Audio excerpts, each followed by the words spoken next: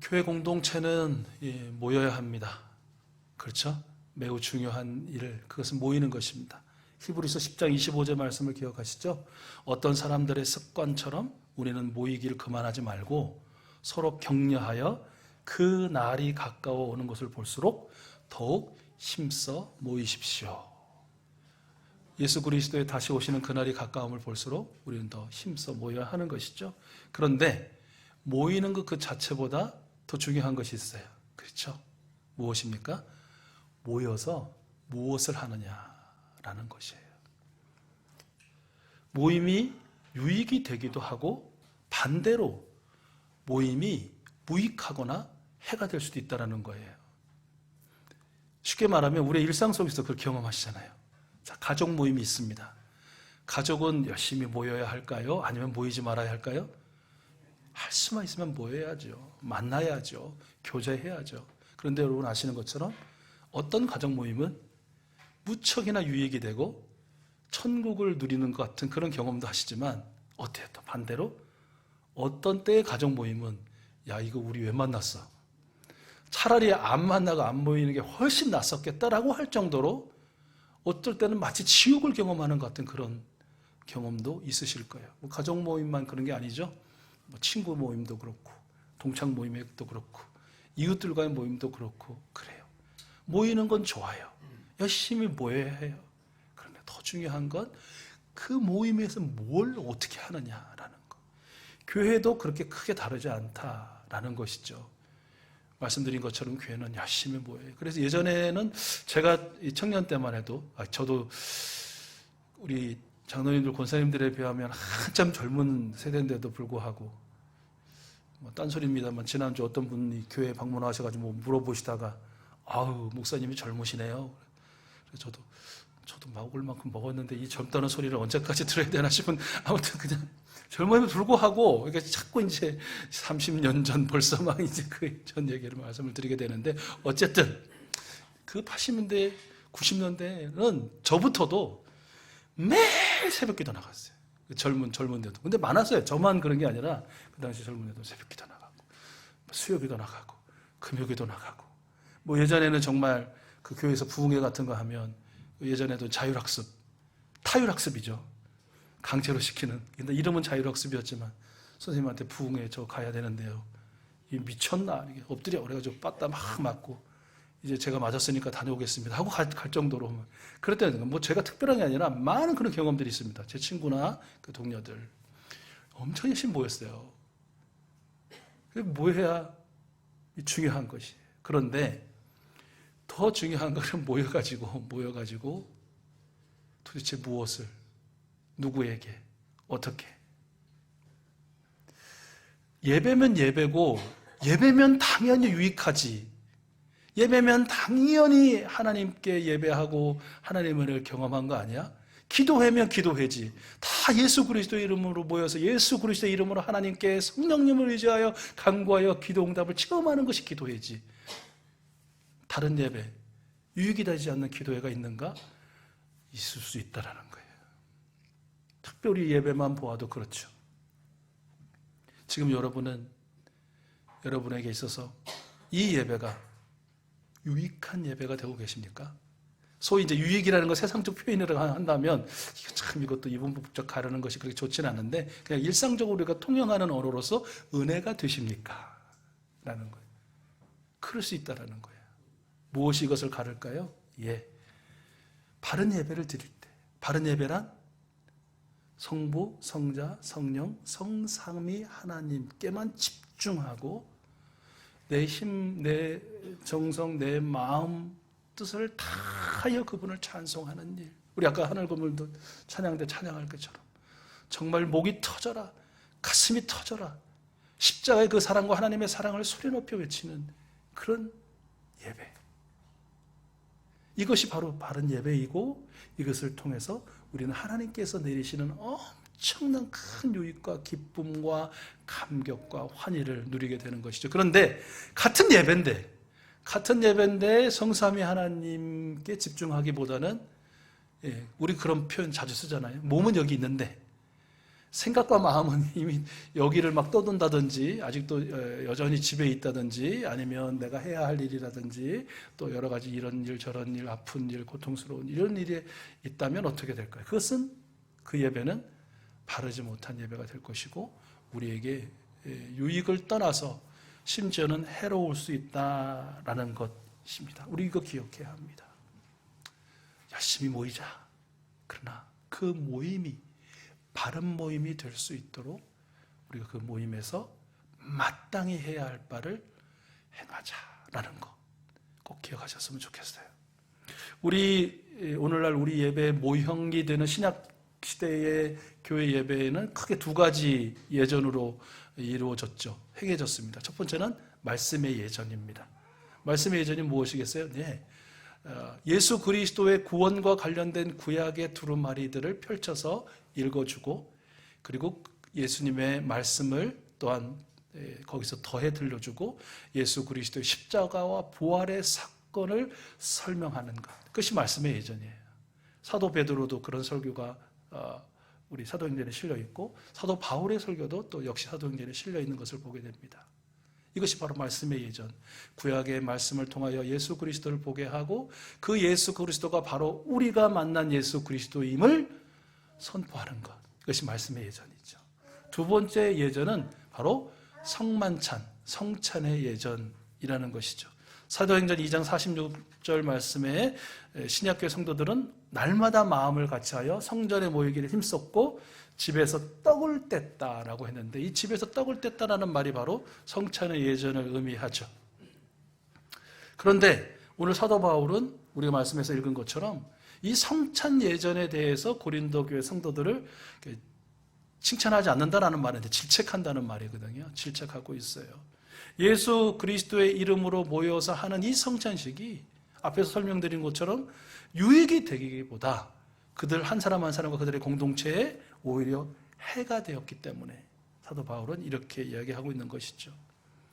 이 시간에는 칭찬받지 못한 여러 가지 이유들에 대해서는 나누지 않고요. 왜냐하면 이제 말씀 읽었고 또 댁에 가서 더 말씀을 읽어보시면 좋을 것 같고 칭찬 받을 수 있는 성찬, 즉 바른 성찬, 유익이 되는 성찬에 대해서만 우리 간략하게 좀 말씀을 나누고 같이 성찬에 참여하고 싶습니다. 우리 다시 한번 오늘 말씀 중에 23절 하반절에서 26절 말씀 우리 화면을 보시고 함께 읽겠습니다. 같이 읽을게요. 시작. 주 예수께서 잡히시던 밤에 빵을 들어서 감사를 드리신 다음에 떼시고 말씀하셨습니다. 이것은 너희를 위하는 내 몸이다. 이것을 행하여 나를 기억하여라. 식후에 잔도 이와 같이 하시고서 말씀하셨습니다. 이 잔은 내 피로 세운 새 언약이다. 너희가 마실 때마다 이것을 행하여 나를 기억하여라. 그러므로 여러분이 이 빵을 먹고 이 잔을 마실 때마다 주님의 죽으심을 그가 오실 때까지 선포하는 것입니다. 아멘. 이 말씀을 통하여 바른 성찬이 뭐냐? 우리 두 가지로 요약할 수 있어요. 하나는 성찬을 통해 예수 그리스도를 기억하는 것. 두 번째는 성찬을 통하여 예수 그리스도를 선포하는 것. 이것이 바로 바른 성찬이다라고 우리 알 수 있습니다. 먼저는 예수 그리스도를 기억하는 거예요. 우리가 비록 아주 작은 전병을 대하고 아주 적은 양의 포도주를 대하지만 이 작은 전병을 통해서 나를 위하여 십자가에서 찢기신 예수님의 몸을 기억하고 이 적은 포도주를 통해서 나를 위해서 십자가에서 흘리신 예수님의 보혈을 기억하는 것이에요. 전에 악한 일로 하나님을 멀리 떠나 있었고 마음으로 하나님과 원수가 되어 있는 나를, 바로 이런 나를 예수님의 죽으심을 통하여 하나님과 화해시키고 거룩하고 흠이 없고 책망할 것이 없는 사람으로 우리 하나님 앞에 설 수 있도록 예수님께서 십자가를 지셨다. 그 십자가에서 살을 찢기시고 피를 흘리셨다라는 것을 명심하는 것. 이것이 바로 성찬이에요. 기억이 뭐냐? 명심하는 거예요. 단순히 떠올리는 것, 회상하는 것을 떠나서 그 예수님의 십자가를 내 마음의 신비에 아로새기는 거, 명심하는 거, 이것이 바른 성찬인 것이죠. 나아가서 우리 전적인 성령님의 은혜로, 우리의 의지로 우리의 노력으로는 될 수 없으니까 전적인 우리 성령님의 은혜로 2000년 전에 저 해골이라고 불렸던 골고다 언덕에서 찢겨지고 흐른 그 보혈의 십자가 그 은총을 바로 오늘 이 시간 이 자리에서 나를 위한 십자가 사건으로 경험하는 것, 다시 경험하는 것, 이것이 바로 바른 성찬이라고 할 수 있을 것입니다.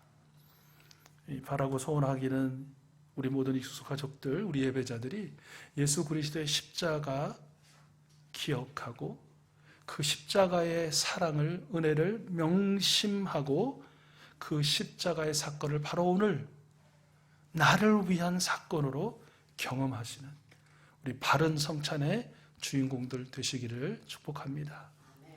두 번째는 예수 그리스도를 선포하는 것이라고 말씀드렸죠. 그 선포하는 게 뭐냐? 선포한다 그러면 뭔가 마이크나 뭐 스피커를 대고 막 외쳐야 될 것 같은데 그 의미를 오늘 사도 바울이 들려준 23절 상반절을 통해서 좀 우리가 구체적으로 좀 알 수 있을 것 같아요. 우리 화면 보시고 23절 상반절 같이 읽을게요. 시작. 내가 여러분에게 전해준 것은 주님으로부터 전해받은 것입니다. 아멘. 다시 한번 읽어볼까요? 시작. 내가 여러분에게 전해준 것은 주님으로부터 전해받은 것입니다. 뭘 전해받았다는 거예요? 성찬. 주님께서 친히 제정하신 그 성찬의 시작과 과정과 끝과 그 의미를 주님께로부터 나는 전해받은 거예요. 그래서 어떻게 했다는 거예요? 주님께서 전해주신 그대로 있는 그대로 나는 여러분에게 전한 것입니다. 거기에 어떤 가감 더하거나 빼지 않았다는 거예요. 그것을 통해서 나라는 통로를 통해서 그것이 오염되거나 왜곡되거나 달라지지 않았다는 거예요. 그저 받은 그대로 여러분에게 전해드렸다, 전달해드렸다라고 이야기하는 것이죠. 지난해 이제 소천하신 저희가 이제 신학대학원을 다닐 때 설교학을 가르쳐 주시던 한 교수님이 계셨습니다. 그 교수님은 한 학기 동안 이제 그 설교학에도 가르치고 또 다른 한 학기에는 설교 실습이라고 그래가지고 이제 한 사람씩 나와가지고 이제 하게 하면서 이제 여러 학생들의 동료들의 평가도 받고 교수님이 이제 평가도 해주시는 그런 것이었는데, 그러니까 1년이 걸려요. 배우고 한번 해보고. 근데 이분이 그 1년의 과정을 다 마치면 학생들 한 사람 한 사람을 세워놓고 이렇게 목에다가 그 나무 십자가를 하나씩 걸어주셨어요. 그리고 그 나무 십자가에는 이런 글씨가 한자로 새겨져 있었어요. 그것은 뭐냐면 성언, 운반, 일념이라는 6글자였어요. 그러니까 저도 그분한테 이제 97년 뭐 그쯤에 아마 그걸 받았으니까 뭐 30년 가까이 된 것이죠. 이것입니다. 잘 안 보이실 거예요 아마. 십자가인데 여기 한자로 성언, 운반, 일념 이렇게 새겨서 하나씩 걸어주셨어요. 지금도 갖고 있어요. 무슨 뜻입니까? 설교자는 어떤 존재인가? 거룩하신 하나님의 말씀을 그대로 옮겨 나르는 그 한 가지 마음에 전념하는 사람이다라는 것을 그 설교학 선생님은 제자들에게 가르쳐주고 싶었던 거예요. 너희들이 나가서 이제 설교랍시고 여기저기 강단에서 하나님의 말씀을 전한다고 할 텐데 하나님의 말씀을 전하는 너희의 그 정체성이 뭐냐? 그건 너희들의 생각과 사상과 이념과 경험과 발음과 뭐 그름과 한마디로 너를 전하는 것이 아니라 너희와 우리에게 주신 이 하나님의 말씀을 그저 있는 그대로 청자에게, 성도들에게, 세상에 옮겨 나르는 그런 사람들이라는 것을 잊지 말아라. 그렇게 가르쳐 주는 거예요. 그러면 농담 삼아서 그분이 내가 이제 얼마 안 있으면 은퇴인데 내가 전국 교회를 다니면서 너네들이 설교하는 것을 내가 꼭 보겠다. 과연 이 가르침과 이 결단에 맞게 하고 있는지, 아니면 죄송합니다. 그분이 직접 하셨는데 세상 잡소리 지 멋대로 하고 있는 놈은 내가 강단에 올라가서 멱살을 결국 그냥 끄집어 내리겠다 이제 막 그렇게까지 이제 말씀을 하셨어요. 뭐 실제로 그렇게 하셨는지 모르겠는데 그런 마음이 따르는 것이에요. 그러니까 그런 것이죠. 비단 어디 설교자뿐이겠는가라는 것이죠. 예수 그리스도를 마음에 나의 주 나의 하나님으로 모셔드리고 사는 사람, 그리스도인이라고 말하는 사람의 정체성은 뭐냐? 그들의 정체성은 오늘 사도 바울이 고린도 성도들에게 전해준 것처럼, 들려준 것처럼 성만찬의 제정뿐만 아니라 우리 예수님이 들려주시고 보여주시고 깨닫게 해주시고 경험하게 해주신 그 모든 것을 있는 그대로 세상 사람들에게, 사랑하는 가족과 이웃과 친지와 성도들에게 흘려보내는 사람, 전달해주는 사람, 우리 교회의 모토식으로 표현하면 비춰주는 사람, 그런 사람이다 라는 것이죠. 성찬에 바르게 참여한다는 것, 성찬에 참여함 그 자체가 예수님을 선포하는 행위예요. 그러니까 우리가 성찬에 참여할 때도 기억하셔야 됩니다. 이것이 단순히 뭐 작은 떡 조각, 뭐 그 작은 포도주를 음미하는 시간도 아니고, 느끼는 시간도 아니고, 그 형식적인 시간도 아니고, 그것을 통해서 내가 예수님을 경험하고 예수님을 기억하고 예수님을 명심하며 예수님의 이름을 선포하는 행위임을 우리는 꼭 마음에 새기고 참여해야 될 것입니다. 우리 모든 익수수 가족들이 이 주인공들이 되셨으면 좋겠습니다. 성찬에 참여하고 기억하고 명심하고, 그리고 내가 받은, 내가 경험한 그 주님의 사랑과 그 은혜를 있는 그대로 흘려보낼 수 있는, 그야말로 축복의 통로요, 복음의 도구가 다 되실 수 있기를 소원합니다. 네, 말씀을 이제 마무리하려고 하는데요.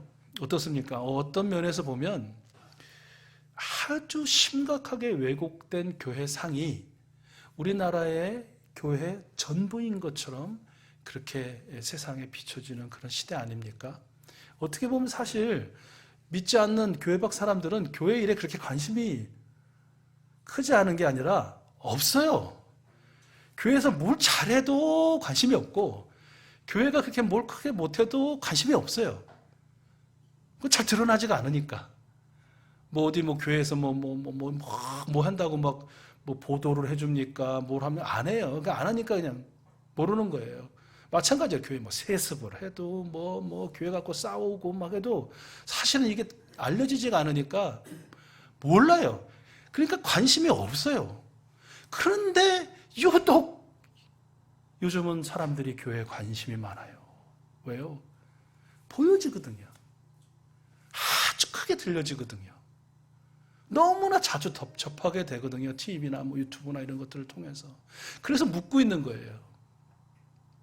뭐요? 도대체 당신들은 모여서 뭘 하길래 흩어져 사는 당신들의 모습은 이런가? 썩 그렇게 교회에 궁금해하지 않았던 사람들조차도 이렇게 묻고 있어요. 당신은 도대체 모여서 뭘 하길래, 뭘 경험하길래 나와 사는 당신들의 모습은 이렇소? 이런 질문에 우리 사랑하는 익수수 가족들 이렇게 대답하실 것입니다. 어떻게 해요? 우리는 예수 그리스도의 이름으로 모여 성삼위 하나님만을 예배합니다. 우리는 예배와 성찬을 통해 예수님을 기억하고 명심하고 또한 경험합니다. 그리고 우리 주님께로부터 받은 그 모든 놀라운 은혜, 큰 은혜를 그대로 당신에게 전해드립니다. 이 선포가, 이 증언이 주님의 만찬을 바르게 행하는 우리 익수수 가족들의 이 한 주간의 삶의 선포요, 또 삶의 증언이 될 줄로 믿습니다.